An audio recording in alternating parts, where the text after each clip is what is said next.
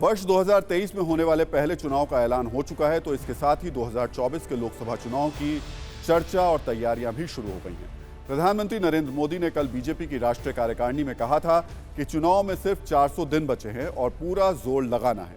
इसके एक दिन बाद आज ही तेलंगाना के खम्मम में एक बड़ी रैली हुई। ये रैली थी बीआरएस अध्यक्ष और तेलंगाना के सीएम के चंद्रशेखर राव की। इस रैली में बीजेपी और कांग्रेस विरोधी कई दलों के सीएम और उनके अध्यक्ष शामिल हुए। दिल्ली के सीएम अरविंद केजरीवाल, पंजाब के सीएम भगवंत मान, केरल के सीएम पिनरई विजयन और समाजवादी पार्टी के अध्यक्ष अखिलेश यादव केसीआर की रैली में पहुंचे। तेलंगाना में भी इसी साल चुनाव है और बीजेपी तेलंगाना में केसीआर को चुनौती दे रही है। ऐसे में केसीआर की इस रैली को शक्ति प्रदर्शन भी माना जा रहा है। केसीआर तेलंगाना से निकल अब पूरे भारत में अपनी पार्टी का विस्तार करना चाहते हैं, इसलिए उन्होंने पिछले ही साल अपनी पार्टी का नाम तेलंगाना राष्ट्र समिति से बदलकर भारत राष्ट्र समिति कर दिया था। इस रैली में केसीआर का फोकस किसानों के मुद्दे पर था। केरल के सीएम पिनरई विजयन ने पूरे देश में हिंदी थोपने की कोशिश का आरोप लगाया, जबकि अखिलेश यादव ने कहा कि अब इनके सत्ता में रहने के सिर्फ 399 दिन बचे हैं।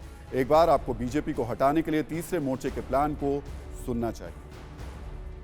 पहली बार इस देश के अंदर एक उम्मीद की किरण जागने लगी है। इस देश के अंदर कुछ मुख्यमंत्री एक साथ आ रहे हैं। 400 दिन बाकी हैं। जो सरकार अपने दिन बताने लगे, समझ लो ये 400 दिन बाद सरकार रुकने वाली नहीं है। अब तो 399 दिन बचे हैं। ये प्रोग्राम बहुत ही अच्छा, हम तो सीख के गए हैं। पंजाब में भी मैं इसी तर्ज पर शुरू करूंगा सारा प्रोग्राम।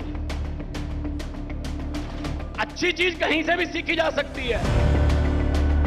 अच्छी चीज कहीं से भी सीख लो। ये नॉलेज शेयरिंग का जमाना है। तो केसीआर की इस रैली में अलग अलग राज्यों के कई बड़े जनाधार वाले नेता शामिल हुए थे, इसलिए कई लोग इस रैली को लोकसभा चुनाव से पहले तीसरे मोर्चे का प्रोमो और ट्रेलर शूट भी कह रहे हैं। तीसरे मोर्चे के नेताओं के ऐसे वीडियो शूट समय समय पर होते रहते हैं। अलग अलग मंचों पर ये नेता एक दूसरे का हाथ थामकर दिल्ली की सत्ता से बीजेपी को बाहर करने की बात भी करते हैं। लेकिन तीसरे मोर्चे का गाड़ी अपनी यात्रा शुरू ही नहीं कर पाती, क्योंकि ये तय नहीं हो पाता कि तीसरे मोर्चे की गाड़ी में इंजन कौन है और इंजन के पीछे रहने वाला कोच कौन है। जो लोग तीसरे मोर्चे की संभावनाओं के फैन हैं, उन्हें उम्मीद है कि इस बार पहले की तरह नहीं होगा।